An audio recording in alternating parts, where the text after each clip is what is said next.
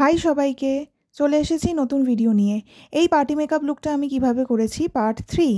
এই ভিডিওটা যদি তোমরা ইউটিউব থেকে দেখো তাহলে আমার ইউটিউব চ্যানেলটাকে সাবস্ক্রাইব করে দিও, যদি ফেসবুক থেকে দেখো তাহলে আমার ফেসবুক পেজটাকে ফলো করে দিও, যদি ইনস্টাগ্রাম থেকে দেখো তাহলে আমার ইনস্টাগ্রামে ফলো করে দিও।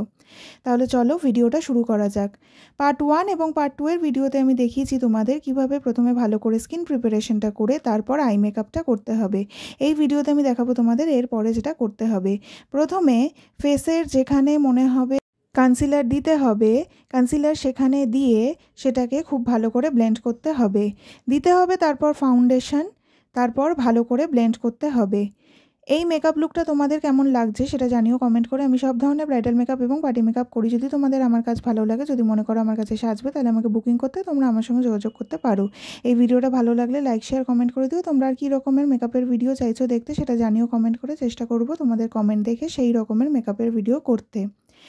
তারপর পাউডার দিতে হবে, তারপর কম্প্যাক্ট দিতে হবে। আজকের ভিডিওতে এই অবধি, বাকিটা দেখাবো তোমাদের পরের ভিডিওতে। আসবো নতুন ভিডিও নিয়ে। Thank you.